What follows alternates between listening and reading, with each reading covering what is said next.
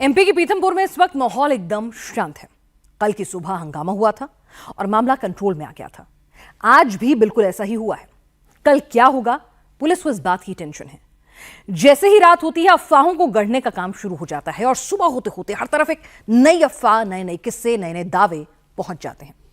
337 ton कचरा और 12 container Pithampur की फैक्ट्री में खड़े हुए हैं। फैक्ट्री के चारों तरफ कड़ी सुरक्षा है क्योंकि टारगेट पर यही फैक्ट्री है।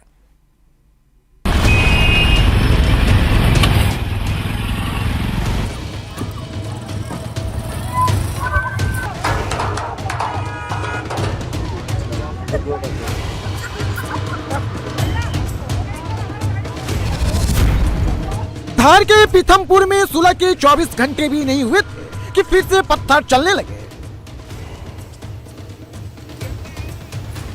पीथमपुर में फिर से हंगामा हुआ।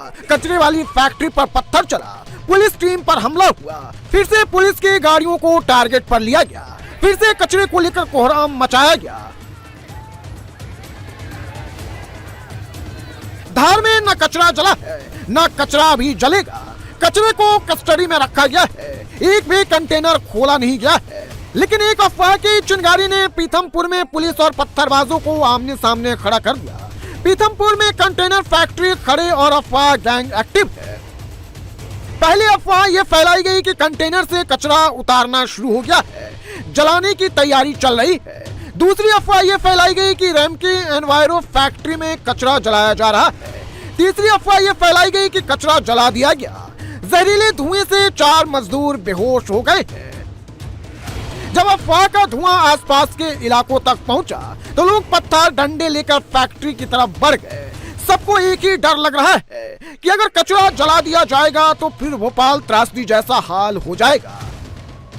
मैं सबको ये संदेश देना चाहूँगा कि अभी जैसे कुछ सुबह में कुछ अफवाहें आई कि कचरा जलाना शुरू कर दिया गया है और वहाँ कुछ मजदूर बेहोश हो गए।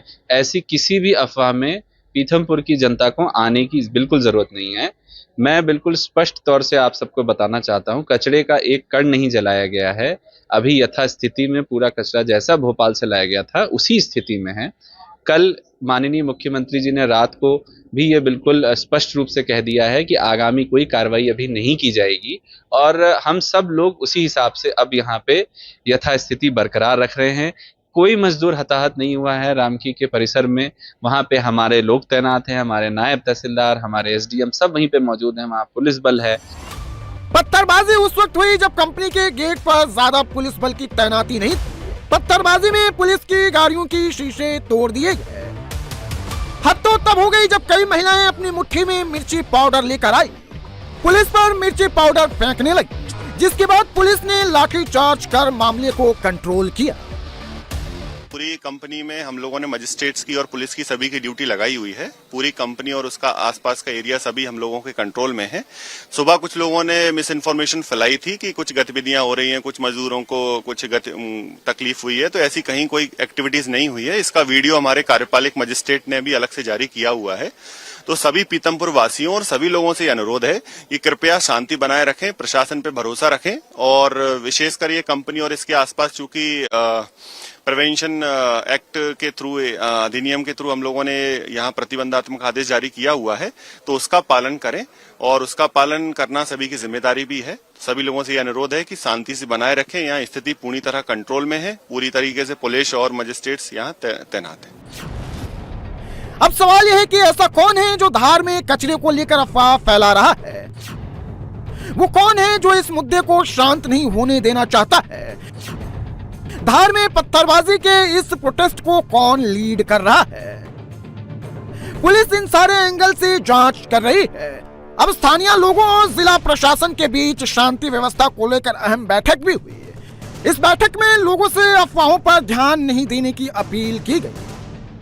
2 दिनों तक इस तरीके से तनाव रहा, लेकिन संवाद की प्रक्रिया आप शुरू की है। किस तरीके से आज बातचीत हुई और क्या हुआ? पीथमपुर में आज सभी जनप्रतिनिधियों से, आम नागरिकों से बात हुई है। पुलिस प्रशासन धार ने विगत 2-3 दिनों में बहुत ही अच्छे से इस पूरे इशू को टैकल किया है। चूँकि हमें ऐसा महसूस हो रहा था कि एक तो संवाद बढ़ाने की आवश्यकता है और दूसरा जो यूनियन कार्बाइड का जो अपशिष्ट यहाँ पर रैमकी के प्लांट में निस्तारण होना है, उसको लेके लोगों में जो एक कंफ्यूजन या एक जो उनमें जानकारी का अभाव है, उसको भी बेहतर ढंग से किया जाना है। उसी के बारे में आज बैठक की गई है। और जैसा कि आज सुबह माननीय मुख्यमंत्री जी ने स्पष्ट कर दिया है कि अभी इसको सिर्फ परिवहन किया गया है। 6 तारीख को जो माननीय उच्च न्यायालय में जो डेट है, वहाँ पर सरकार अपना पक्ष रखेगी। उसके बाद जो भी हम लोग करेंगे यहाँ पर आगे, जो भी हाईकोर्ट के जो निर्देश होंगे, आदेश होंगे, तो प्रयास यही होगा कि पूरी पारदर्शिता के साथ सबको विश्वास में लेके हम लोग अग्रिम कार्रवाई करें। पीथमपुर की फैक्ट्री में 12 कंटेनर खड़े हैं। इन कंटेनर्स में 337 टन कचरा बंद है। ये कंटेनर तब तक ऐसे ही खड़े रहेंगे जब तक कि अब हाई कोर्ट से फैसला नहीं आ जाता। ऐसे में कचरे को लेकर फिर से अफवाह फैलाई जा सकती है।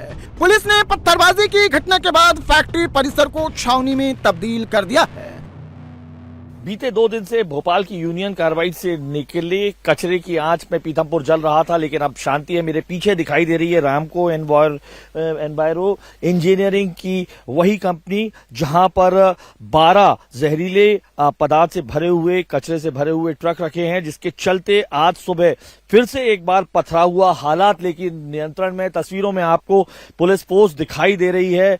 2 लेयर्स की यहां पर सिक्योरिटी की गई है। धारा 163 के तहत यहां पर लगा दिया गया है, जिसके चलते 4 से ज्यादा लोग इकट्ठे नहीं हो सकते हैं। पूरे पीथमपुर इलाके को इस वक्त 6 जोन में बांटा गया है। हर जोन का प्रभारी एसडीओपी और एक डीएसपी है। इसके अलावा 20 से ज्यादा थानों की फोर्स इस वक्त पीथमपुर में सुरक्षा व्यवस्था को मजबूत बनाने के लिए तैनात है।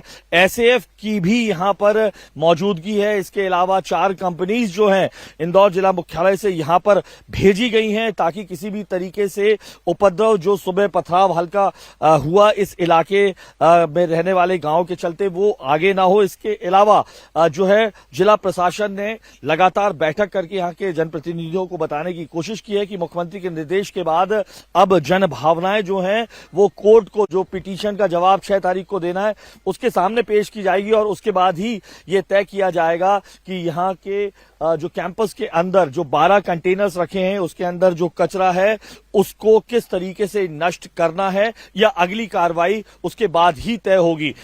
पुलिस ने सिर्फ फैक्ट्री नहीं बल्कि पूरे पीथमपुर को हाई अलर्ट पर रखा है। पूरे पीथमपुर को लेकर एक अलग से सिक्योरिटी प्लान बनाया गया है। पीथमपुर को पुलिस ने 6 डिवीजन में बांटा है। फैक्ट्री के आसपास 2 लेयर सिक्योरिटी बनाई गई है। 7 एसडीपीओ और 20 से ज्यादा थाना प्रभारियों को ग्राउंड पर एक्टिव किया गया है। पीएससी की 4 टुकड़ियां भी तैनात की गई है। सादी वर्दी में आसपास की बस्ती में भी पुलिसकर्मी तैनात किए गए हैं।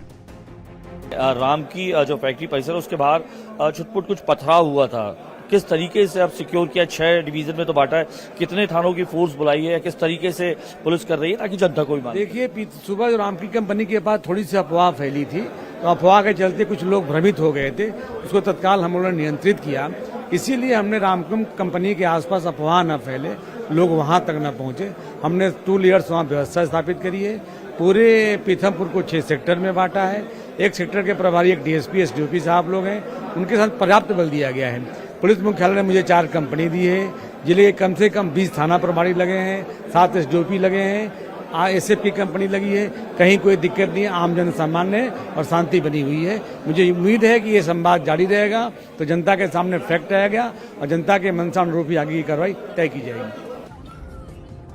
पीथमपुर एक आदिवासी बहुल इलाका है। यहाँ आदिवासियों का वोट पीथमपुर और उसके आसपास के कई जिलों में हार जीत तय करता है। ऐसे में कचरा के नाम पर एक बड़ा पॉलिटिकल आंदोलन खड़ा करने की तैयारी की जा रही है। पुलिस इसकी भी जांच कर रही है।